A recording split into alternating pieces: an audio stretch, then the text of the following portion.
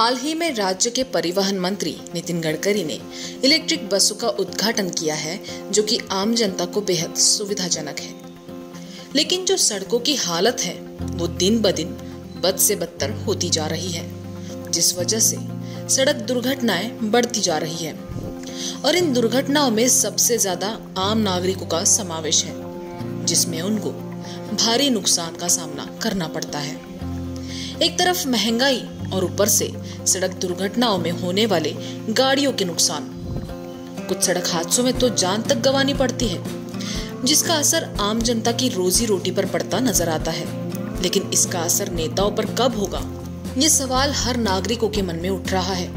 आम जनता नेताओं के बड़े बड़े किए हुए वादों के भरोसे पर जी रहे हैं। नागपुर में कई ऐसे रोड है जिनको मरम्मत की सबसे ज्यादा जरूरत है और जहां सड़क हादसे आए दिन हो रहे हैं। अब सवाल ये है कि आम जनता की सुविधाओं के लिए अगर इलेक्ट्रिक जैसी बसें आ रही है तो इन्हीं बसों को चलने के लिए हमारी सरकार रास्तों के मरम्मत की तैयारी में लग जाएगी। शहर में लगातार हो रही बारिश के कारण कई जगहों पर जाम की स्थिति बनी हुई है।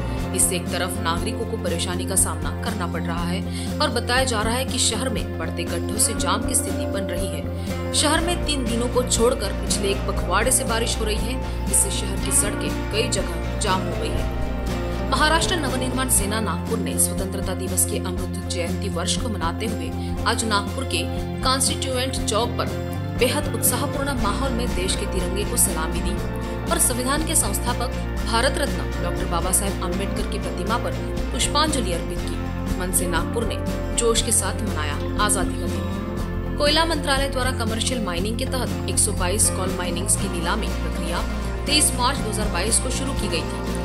इनमें 24 कोल ब्लॉक के लिए 38 कंपनियों ने बोली जमा की थी। तकनीकी बोलियां 28 जून को बोलीदाताओं की उपस्थिति में खोली गई थी। परीक्षण के बाद 17 कोल बॉक्स के लिए तकनीकी बोलियां सही पाई गई है। बुधवार 10 अगस्त को कोयला मंत्रालय ने तकनीकी रूप से योग्य पाए जाने वाले 31 बोलीदाता कंपनियों की सूची जारी की है। अब ये कंपनियां ई सम्मिलित होंगी। निर्मल उज्जवल क्रेडिट कोऑपरेटिव सोसाइटी में एक और घोटाले को छिपाने के लिए एक घोटाला किया गया। इस मामले में शुरू में पूरी जिम्मेदारी मैनेजर पर डाली गई, लेकिन बाद में उसे और समाज का नाम बचाने के लिए फिर से घोटाले का मंचन किया गया। वित्तीय अपराध शाखा कई दिनों से इस मामले की जांच कर रही थी। आखिरकार रविवार को नंदनवन थाने में मामला दर्ज कर लिया गया। शहर की किसी भी सड़क को अब गूगल मैप्स पर 360 डिग्री में देखा जा सकता है। गूगल ने हाल ही में भारत के 10 प्रमुख शहरों में इस सुविधा की घोषणा की थी। इनमें महाराष्ट्र के नासिक के साथ मुंबई, पुणे और अहमदनगर भी शामिल है। गूगल ने इस वर्ष के गूगल I/O डेवलपर सम्मेलन में इस नई सुविधा की घोषणा की।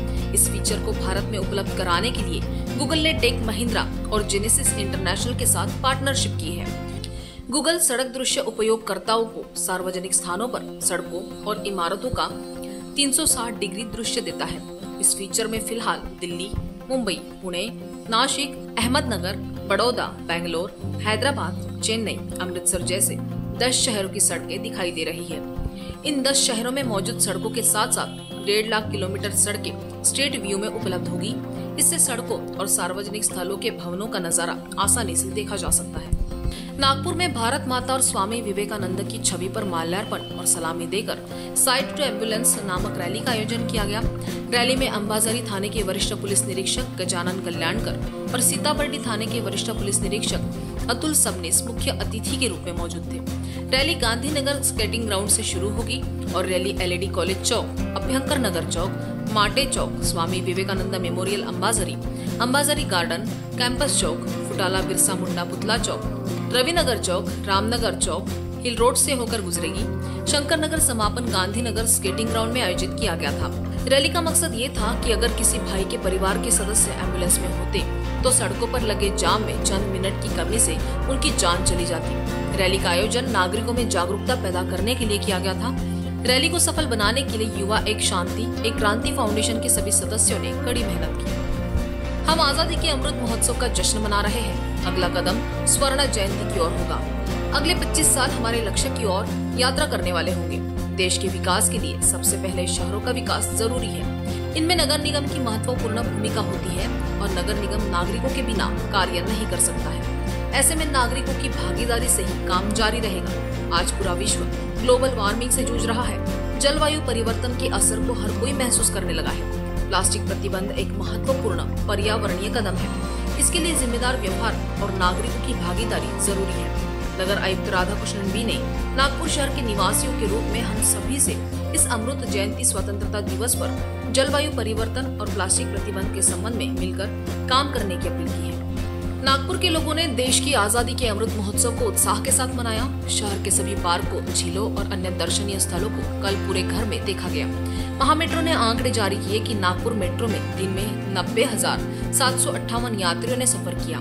इससे पहले सबसे ज्यादा यात्रियों की संख्या 26 जनवरी को 66,248 यात्रियों ने मेट्रो से यात्रा की। इसके अनुसार 15 अगस्त को सवारियों की संख्या 26 जनवरी 2022 की तुलना में 24,330 अधिक थी।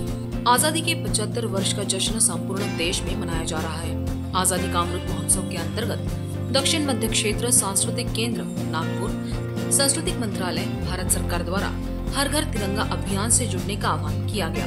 इसके लिए केंद्र व केंद्र से जुड़े कई कलाकारों ने सोशल मीडिया के माध्यम से इस अभियान में सहभागी होने के लिए नागरिकों से आह्वान किया है।